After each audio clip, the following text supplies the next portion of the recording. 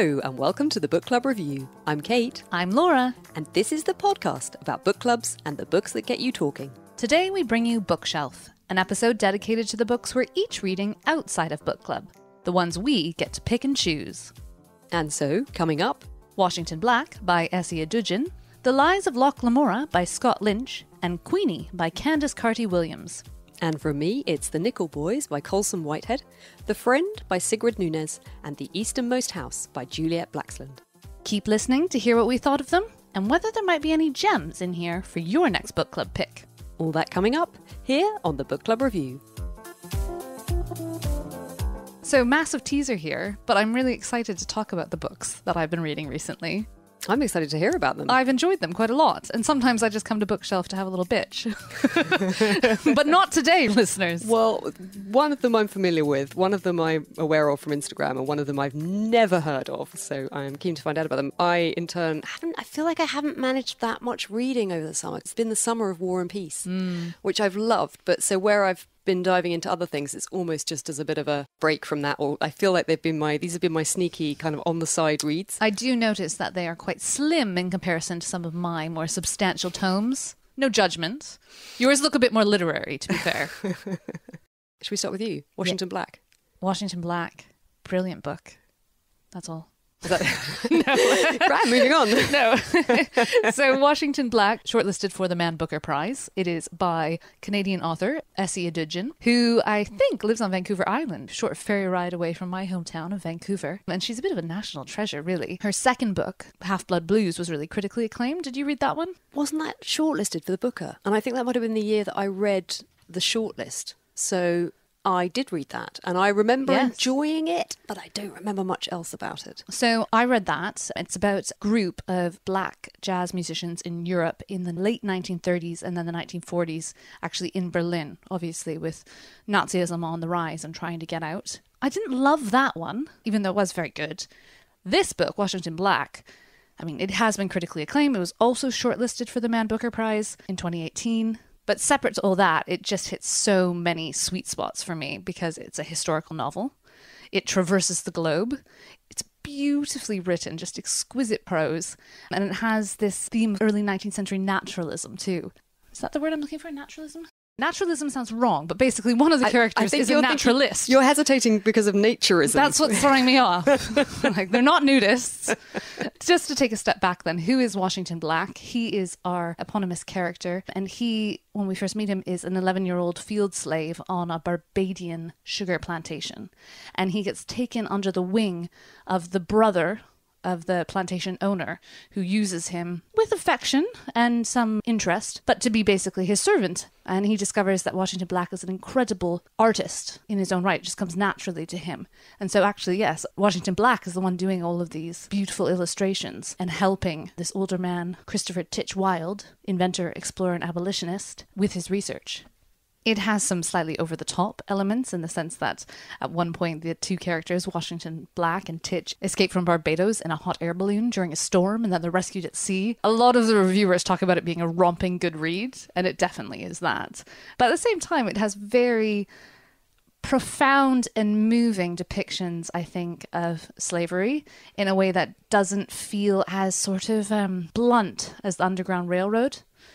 Yeah, they're often not traumatizing exactly, but they're often really, obviously, because it's just such a horrific subject. Yeah. Sometimes they almost lack a bit of nuance. There can be an emphasis, I think, on the physical damage rather than the mental damage on enslaved people. And this book, I think, is very, very good at looking at that damage and the relationship between the slaves and the relationship between Washington Black and this man Titch, who educates him, but then abandons him. And it's this very unequal friendship that can never be resolved. You know, there's no real solution to that inequality.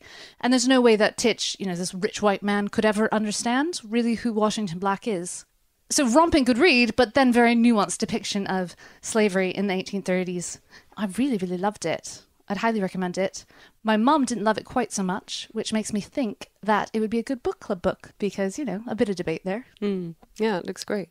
I'd say I'd add it to the TBR pile, but it's just about to topple over. It's so enormous. Another time then. All thanks to War and Peace. I have a backlog. Well, tell us about these nice looking novels over there then. Well, so I've got The Nickel Boys, which is by Colson Whitehead. Speaking of. Yeah, exactly. Author of The Underground Railroad. Follows on quite nicely. So this is a quite short, punchy novel. It's about 200 pages long. And I wasn't a huge fan of The Underground Railroad. I liked lots of things about it. I liked lots of things about the way it was written. But ultimately, for me, there was too much in it that I just questioned or which didn't quite hold together well enough for me. But I was intrigued to read something else by him. And so I actually got an advance copy of this, a proof copy. And it's about a boy called Elwood Curtis, who we meet when he's quite young, and he's just trying to live his life as a black person in the kind of newly emancipated South. So they're in Tallahassee, and this is the era of Jim Crow laws. So things are changing, but at the same time, they're not changing. And he is just trying to navigate this quite difficult society that he's sort of living in and growing up in. His parents left when he was very small, and he's brought up by his very loving, kind grandmother. He is a very studious, conscientious boy who works hard, and he does really well in school. So he's given the opportunity to go and study at college on a scholarship. And he's just setting off for his first day there when he is basically in the wrong place at the wrong time and ends up being arrested and then sent to a very different kind of school. And I just wanted to read from the beginning of the book just to give you a little sense of the kind of the tone of it, which I just thought was so good and completely captivated me from the very beginning. So it starts with a prologue. The secret graveyard lay on the north side of the Nickel campus, in a patchy acre of wild grass between the old work barn and the school dump. The field had been a grazing pasture when the school operated a dairy, selling milk to local customers, one of the state of Florida's schemes to relieve the taxpayer burden of the boys' upkeep. The developers of the office park had earmarked the field for a lunch plaza, with 4 water features and a concrete bandstand for the occasional event. The discovery of the bodies was an expensive complication for the real estate company, awaiting the all-clear from the environmental study, and for the state's attorney, which had recently closed an investigation into the abuse stories. Now they had to start a new inquiry, establish the identities of the deceased and the manner of death, and there was no telling when the whole damned place could be razed, cleared, and neatly erased from history, which everyone agreed was long overdue. All the boys knew about that rotten spot. It took a student from the University of South Florida to bring it to the rest of the world, decades after the first boy was tied up in a potato sack and dumped there. When asked how she spotted the graves, Jodie said the dirt looked wrong. The sunken earth, the scrabbly weeds. Jodie and the rest of the archaeology students from the university had been excavating the school's official cemetery for months. The state couldn't dispose of the property until the remains were properly resettled, and the archaeology students needed field credits. With stakes and wire, they divided the area into search grids, dug with hand shovels and heavy equipment. After sifting the soil, bones and belt buckles and soda bottles, they scattered on their trays in an inscrutable exhibit. And so it's written in this kind of dry, quite deadpan way. The characters are so vivid and so real. They kind of leap off the page. And this school is based on a real school, which actually existed, the Dozier School for Boys in Florida, where graves were still being discovered after Whitehead's book went to press. God. They found that there may have been more than 80 boys in that kind of unmarked graveyard. Right. And so it's a novel, but it's underpinned by this shocking sense of something being uncovered. There was a New York Times review I liked a lot where they talked about it was all hiding in plain sight. It was in plain sight, but people didn't want to look. And I think Colson Whitehead is kind of interested in this idea that although lip service is paid to the right ideas about redressing the wrongs done to black people throughout history, in fact, most people prefer to just look away and get on with their lives and not think about it. And still, these injustices were being quietly perpetuated. And this is recent history, right? Yeah. This is 1950s? Yeah, and I think his point is this was not the only such school. There were many, many such schools. There's another bit I wanted to read just about what it did to a whole generation. So he's in a bar and he's with a group of people who were also at that school. They laughed at him when he went to the men's room. Chicky Pete and his trumpet. He might have played professionally. Why not? A session man in a funk band or an orchestra, if things had been different. The boys could have been many things had they not been ruined by that place. Doctors who cure diseases or perform brain surgery, inventing shit that saves lives, run for president. All those lost geniuses. Sure, not all of them were geniuses. Chicky Pete, for example, was not solving special relativity, but they had all been denied even the simple pleasure of being ordinary, hobbled and handicapped before the race even began, never figuring out how to be normal. It sounds very heavy, doesn't it? It sounds like really hard going. And I think one of the really incredible things about this book was that it just wasn't to read. It just felt like something extraordinary to read. And I couldn't take my eyes away from the page. And I learned so much. It really felt like just such a kind of example of the storyteller at the peak of his game, bringing all his craft to bear on this story that felt really important to be told. And not only that, but to be told well.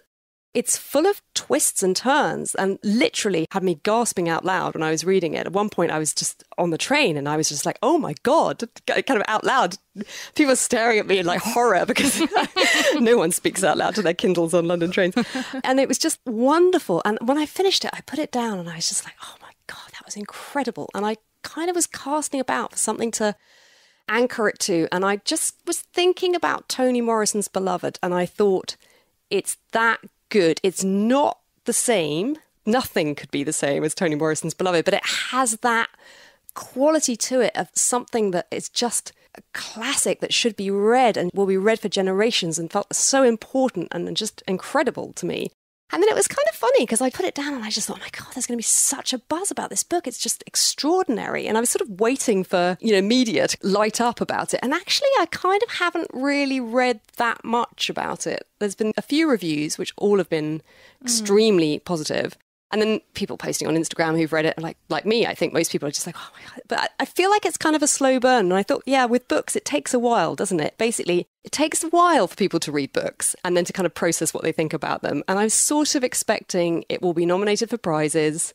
It will appear on all the best of end of year lists. And I think it will get real momentum. Or if it doesn't, I'll just be so surprised. If it doesn't, I wonder if it's simply because the media gave him so much attention for the Underground Railroad, and it's almost like they split they're like, no, you had your moment, even though this sounds like a much better book. Yeah, I really thought it was. Amazing. Great. Go read it. Run to the bookshop. Tell me about that much more jaunty looking cover there with the beautiful dog. So this is called The Friend by Sigrid Nunez. This was on one of my favourite lists, which was the FT's summer reading books list, and then was endorsed, the recommendation, by Anna Bailey-Karras of Books on the Go pod, who I trust to the ends of the earth for her book recommendations because they're normally so on point. Anna, if you're listening, this is another great one. It is about a woman who loses a dear friend, a male friend, and he dies by suicide. She inherits his dog, which is a Great Dane. She can't really have a dog in her apartment. It's tiny and she's not allowed it and it's rent controlled. So there's not really any question of her moving anywhere else. And the dog is grieving for its master. She is also grieving because she's lost this dear lifelong friend. And he was quite a flawed person in lots of ways. We learn that he was a real womanizer. He was on his third marriage.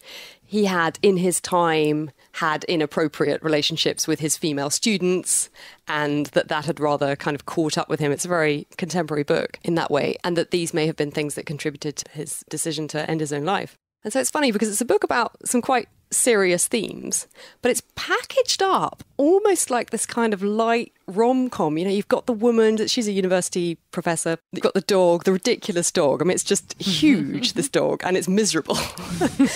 And this thing about the apartment and not really being able to leave and her own sadness. Is there some rom to the poem? Not really. Okay. Well, I think what it is, it's a book about relationships at its heart. It's a book about relationships between humans and animals. It's a book about relationships between human beings. And I think it's a book about the relationship that we have with ourselves, with our inner selves. And she explores those things with such kind of beauty and nuance. And it's really wonderful the way that she plays with these different, it's almost like, it feels like, what do you call it? Like genre bending. It doesn't really fit. It doesn't sit into any one category. And I love the way that it was this quite light, fluffy souffle of a book in some ways, and yet it has these deep, profound, meaningful issues at its core that she explores really gently and beautifully and with sort of much wit and lightness of tone. And she draws it all to conclusion in a way that was just really beautiful and moving.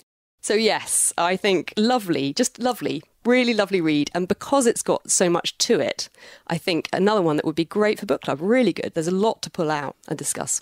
All right, great. Well, on to one of my guilty pleasures, a big, stonking fantasy novel that would not be good for book club, but which you, Kate, and any listeners who actually like a fantasy novel might enjoy quite a bit. I was looking for a bit of escapism over the last few weeks, and so I went to Waterstones on Piccadilly and actually bought myself 3 fantasy novels all in one go. Just kind of kept stacking them up. And this was the first one I read, which is The Lies of Locke Lamora by Scott Lynch. George R.R. Martin says, a fresh, original and engrossing tale by a bright new voice. Now, I do love a fantasy novel, but I have to say, before I actually started reading this one, I'd been trialing lots on my Kindle, and I've become highly suspicious of the author endorsement on the front cover, because I've started reading tons on Kindle, and I'm just like, this is so terrible. Are they all endorsed by George R.R. Martin? No, they're not all endorsed by George R.R. Martin, but they're endorsed by different people, different authors who I do like quite a bit. And then you start reading it, and okay, fantasy novels are a bit of escapism, but the best ones create proper functioning worlds that make sense, where the politics make sense, the economics make sense, the trade, the civilization makes sense. And that's what I've never read any of his, but as I understand it, that's the thing about his, is that it's an absolutely, completely crafted, very detailed world where everything makes sense. Absolutely. Whereas there's a ton of fantasy novels that get compared to George R.R. Martin that don't make sense at all. And you start reading them and you're like, okay, this is basically, I was going to say YA dismissively, but it's not even that necessarily that it's aimed at young adults. It's like, you haven't thought this through. Never mind. This one is very light touch when it comes to, say, magic, and there's no fantastical creatures. Well, there's some kind of dubious sharks. But anyway, Scott Lynch has created a world in the city of Camor, which is kind of a cross between Venice and Naples. And it is ruled by a duke, officially, but the duke has made a pact with the Kappa, who's like the mafia boss and leader of the underworld, so that these two worlds sit side by side. And Locke Lamora is a trained thief and con artist who operates in this underworld with his friends, and they call themselves the Gentlemen Bastards. They were all adopted as children by another thief who trained them up to have different sets of skills and to be master con artists, to the extent where even the Kappa, this mafia boss, doesn't really know what they get up to. But, obviously, change has to happen. And so there's a new force on the scene who's trying to subvert the strict hierarchy that's in place in this underworld. And then it goes on from there. It's well written. It's a bit action-packed. It's a bit pacey. It's quite interesting, the cover, because I wouldn't have realised that was a fantasy novel. It's very crossover-y, the way they've done it. And that's my pet peeve, is bad fantasy covers. So you think it's good that it doesn't look like a fantasy? Yes, yeah. I think that's very good. It looks a little bit, like I say, right? A bit Venetian, perhaps, absolutely. yeah? Yeah, absolutely. With the silhouette of a man in long coat and tails with a sword. It's got something of the Dorothy Dunnett about it, from the way you describe it. Yeah, definitely. That hero who can almost do anything, can kind of persuade anyone to do what he wants them to do. I mean, that said, he is he's very physically underwhelming. So he's almost an actor. He's a performance artist, and that's how he manages to con people into doing what he wants them to do, where he himself is very unremarkable, and that's his best disguise. It is funny because this is such a dude book. There's no female characters. I think atrociously the one female character gets murdered halfway through, so you're like, Can you read a bit? Read me the first paragraph. You want to test out my assessment?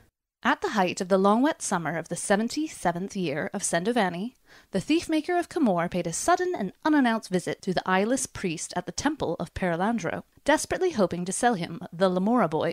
"Have I got a deal for you?" the thief-maker began, perhaps inauspiciously. "Another deal, like Callow and Galdo, maybe?" said the eyeless priest. "I've still got my hands full training those giggling idiots out of every bad habit they picked up from you, and replacing them with the bad habits I need." "Now, Chains," the thief-maker shrugged. "I told you they were shit-flinging little monkeys when we made the deal, and it was good enough for you at the... Or maybe another deal like Sabetha." The priest's richer, deeper voice chased the thief-maker's objection right back down his throat. "I'm sure you recall charging me everything but my dead mother's kneecaps for her. I should have paid you in copper and watched you spring a rupture trying to haul it all away. Ah, but she was special. And this boy, he's special too, said the thief-maker. Everything you asked me to look for after I sold you Callow and Galdo. Everything you liked so much about Sabetha. He's Comori but a mongrel, Theron and Vadran blood. He's got larceny in his heart, sure as the sea's full of fish piss. And I can even let you have him at a discount. That's the prologue. So he's building his... I'm intrigued. His army of orphans. Because I haven't had much time for reading, and I've been a bit frustrated because there are just all these things I really want to read. I did a thing the other night where I got a stack of 6 books, and I had them beside the bed, and I had my phone, and I set the timer, and I gave each book 5 minutes. And what's really nice about that is you do then finally get a little taste of these books that otherwise just sit there kind of winking at you. And you can really get a sense in 5 minutes, I think, of whether you're drawn in and you want to carry on reading something.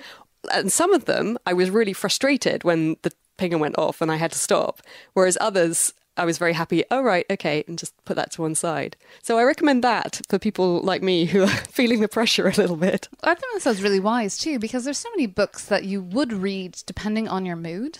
So...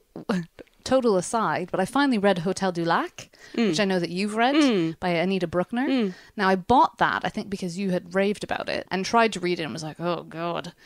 But then read a ton of other stuff that was just so different that when I came back to it, it was the perfect novel for me at the time. Right. You know, her prose is so spare. Nothing much happens in that novel. It's just the story of a woman who's been sent away by her friends to a hotel in the Swiss Alps, Austrian Alps. She's in disgrace. She's in disgrace. An anonymous hotel. And nothing really happens. But if I'd forced myself to read that in a different mood, I probably would have hated it. So yeah, I like your approach. So again, just for a little bit of a change of scene from War and Peace, I was on holiday in Southwold in Suffolk, which is a place that I have been to every year of my life. My mother is from there, so it's our family holiday place. And I picked up a book in the bookshop there called The Easternmost House by Juliet Blaxland. Suffolk is the easternmost part of the UK. It's that bulge for any Americans who are thinking about what a map of the UK looks like. It's that sort of bulge, not the foot, not the long bit that sticks out, that's Cornwall, but the other side, there's a sort of bulge that goes out. And on the easternmost part is the town of Lowestoft. If you stand on the beach at Lowestoft and watch the sunrise, you will be the first person in the UK to see it. And Juliet Blaxland's house is on a bit of coast just above Southwold, which is a town just down the coast from Lowestoft. And whether literally or metaphorically, her house is more or less the easternmost house in the country. It's right on the edge of this cliff. It wasn't always on the edge, and this is the point. Coastal erosion has crumbled the cliff away to the point where her house is now, I think, 50 metres from the edge. And she knows that it's only a matter of time before they will be asked to leave because the house will need to be demolished because it won't be safe to live in anymore. And so this book is a year-long log of living in that house and being in that place, an incredibly beautiful part of the world. And Southwold is quite a busy, flourishing tourist town, and people don't go just there in the summer. Actually, people, I think, do love to go there all year round. But it's really funny because people tend not to go north of Southwold. Everyone sort of is in Southwold, the town itself, or they go south to Walmerswick, which is the next little village down. And as soon as you go north of the pier, you're into this wild coastline where there isn't really anything much, and you can walk up to a place called Cove Hythe. If you keep going, I imagine you could probably walk all the way to Lowestoft. I've never done that. And it's very different. And there are these sort of towering cliffs on the left-hand side. And there is this real sense of the sea and the power of the sea. Mostly I go there in summer, so I don't see those big storms. But during the rest of the year, it's a kind of fierce, wild place to live and kind of a battle with the elements in some ways. But I think what I really loved about this book was her delight in all of the things that make living in that place so special. The light, the birds, everything that she sees that most people don't really notice, you know, the seals that come up and sort of swim off the beach. It was a really unusual perspective, I suppose, for anyone to read who's not from that part of the country and doesn't really know that world, whether, like me, you have a real interest in it or not. And it's just a delightful evocation of a place that's sort of outside of most of our experience. And then underlying that, this sort of concern, really, about the state of our coastline and the effects of coastal erosion and obviously global warming, which is a contributing factor. The government have invested money in protecting places like Southwold, but places like where Juliet lives, it's just farmland and it's just not deemed valuable enough to be worth the investment to try and protect it. And so it's just left to erode. And it won't be too long before Southwold is kind of an island surrounded by water. Yeah, Wow. that's the way it's going. This erosion has been going on for millions of years, though, right? Well, yeah. And I mean, even in the last few hundred years, famously Dunwich is the town on the coast where it crumbled into the sea. Yeah. Oh, it's like 150 years ago, something like that. And supposedly on a dark night, you can still hear the bells of Dunwich Church, which all lies just off the coast there. But I hadn't realised St Nicholas was her local church.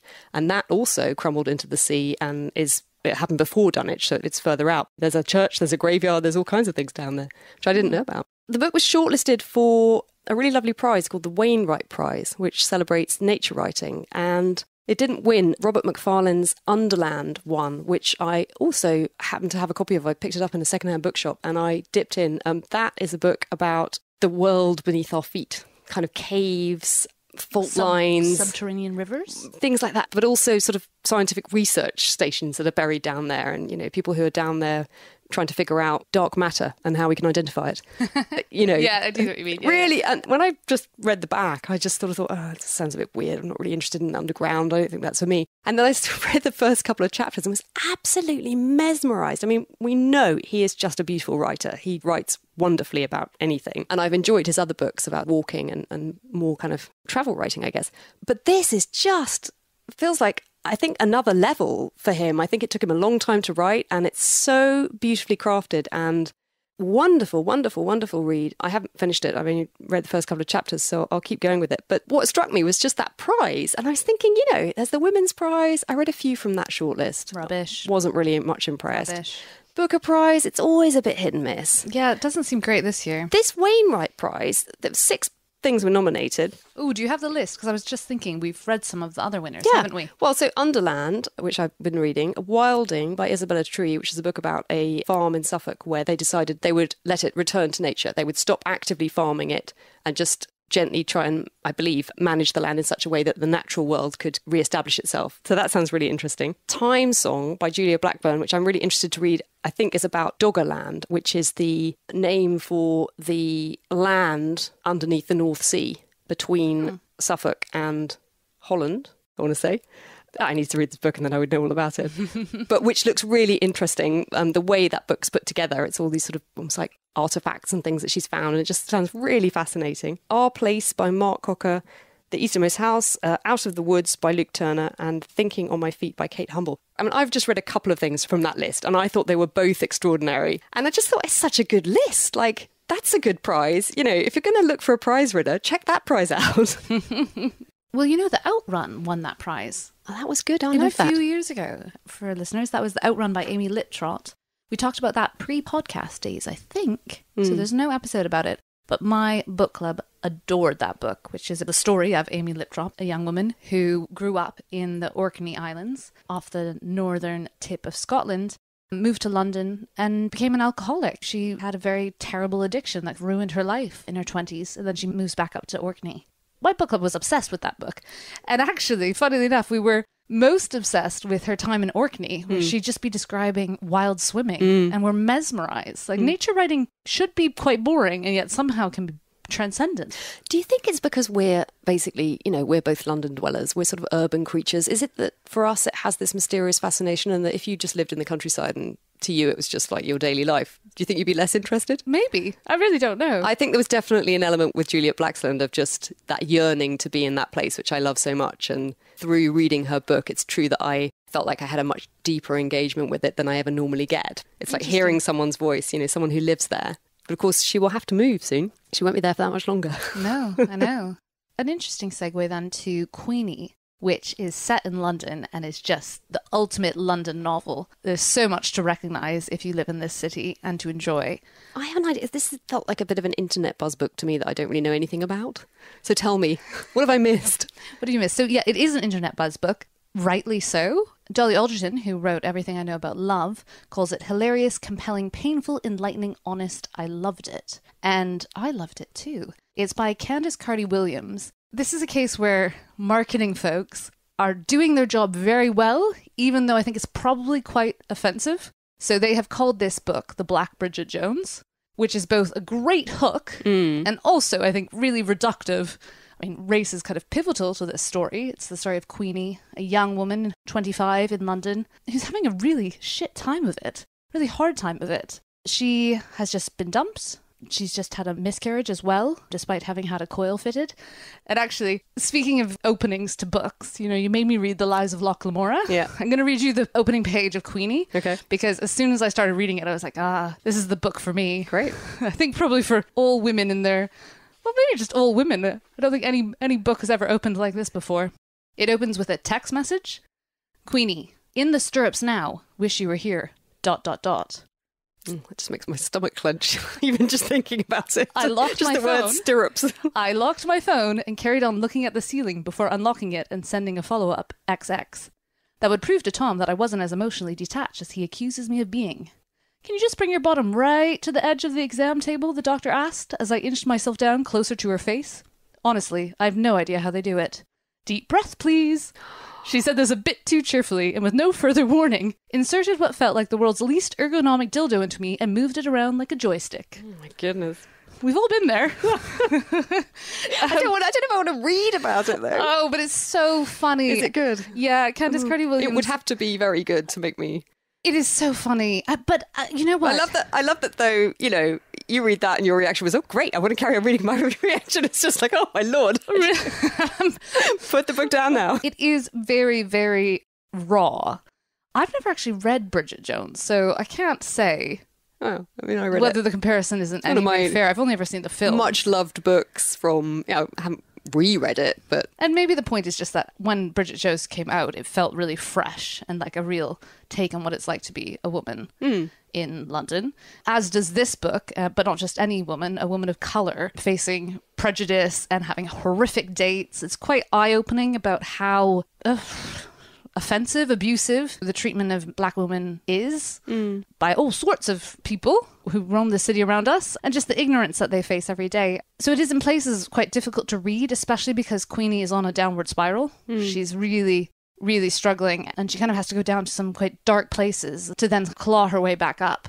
With the support of her grandparents, who are from the Windrush generation. Queenie herself lives in Brixton, so you have this real sense of the Brixton we know, which is being rapidly gentrified, and get some insight into the outrage Queenie feels about this, because this is where she grew up, and this is where her grandparents were forced to live. And now it's being gentrified, and, you know, the places she went to as a child are all disappearing. Interesting. What does she do? She's a journalist. Oh, right. And she's doing a really bad job. But it's really moving, and I don't think it's overrated. I think it's great, and a really exciting new voice. And what do you think? Good for book club? I actually think brilliant for book club. And even a book club of both men and women too. It feels like one of those books. I mean, this cover is bright pink, right? It's meant to be read by women. But actually... Not crazy about the cover. No. On the cover, we've got Queenie in big letters. And then we have the profile of a young woman wearing big gold hoop earrings and beautiful braids tied up in a tight bun. I mean, no man would ever pick that up. No man ever would. And even a lot of women like me might have reservations. Yeah. Oh, absolutely. And in many ways it's a story of like being in your 20s, hooking up with people who you shouldn't hook up with and making mistakes. But it's also a unique perspective, I'm going to say. It shouldn't be unique, but of what it's like to be a black woman dating in London and the prejudice you come across every single day. So yeah, I think it's really powerful. Intriguing. Well, we've had a good run today, haven't we? I think almost everything, with the exception of whatever it was called. The Lies of Locke Lamora? Yeah. Which is just a kind of... That's fine. Interesting sideline. Bookshelf is about books that we get to pick and choose, Kate. That's right. You know, someone else might have picked this up for book club and now they know not to. And I'm just excited to hear about anything that doesn't involve 100 characters who all have 3 names. 100 characters who all have 3 names? Yeah. Oh! War and Peace. Yeah. Right, fair enough. Well, these would all be good palate cleansers, I'd say. Although a kind of weird thing has happened where, with genuine interest, I found myself the other day. I have 2 translations upstairs in my room. One is my one that I've always had, Rosemary Edmonds. And then For this time around, I was interested to read a different translation. So I got the Pevir Volkonsky one, which is the one that's more recent, that was supposed to be very faithful to the original Tolstoy text. And with genuine interest, I was literally comparing word for word the first page to see the difference in the translations. And I was like, oh my God, what's happened to me? I've turned into this kind of person where I'm like, yes, the Pevir, look at the use of French there. Did you feel like you had made the right choice with your translation? I just feel like I just need to read more trash, I think, just to offset this. Well, maybe not trash, because actually trash can be really depressing in its own right. Yes, you know what I mean? Wasted valuable reading time on something that hasn't enhanced your life one jot. But I could totally get that you need something different, in which case Queenie would be brilliant, and then given that you don't mind a bit of fantasy, The Lies of Locke Lamora would also be a great read. Good. I could leave them for you, except you already have too many books, right? Yeah. Kate's trying to get rid of books, guys. Anyone it's very stressful. Any books, please come round to my house. You'll find them all in bags, waiting to be taken away by the British Art Foundation. It's too much. There are too many. They have to go. That's all for this episode. On our next book club show, we'll be discussing Bad Blood by John Carreyrou. It's the best-selling book that reads like a Hollywood thriller. The true story of how young CEO Elizabeth Holmes built her billion-dollar company Theranos, but at its heart was a product that didn't work. It's the latest book read by my book club, and it won its author a Pulitzer Prize, but did it make for a good discussion? Listen in to find out. And if you missed it, do check out our latest interview with Annie Persick and Dave Durant, in which they came up with a novel idea for smoothing over family discussions, a family book club. Listen in to hear all about it. If you'd like to see what we're up to between episodes, follow us on Instagram or Facebook at Book Club Review Podcast, on Twitter at Book Club RVW Pod, or email thebookclubreview@gmail.com. Have you just read something that would make for a brilliant book club read? What's the best thing your book club has ever read? Write in and let us know. We'd love to hear about it. Drop us a line at thebookclubreview@gmail.com. And if you like what we do, please do take a moment to rate, review, and subscribe to us on iTunes or wherever you get your podcasts. It helps other listeners find us and means you'll never miss an episode. But for now, thanks for listening and happy reading.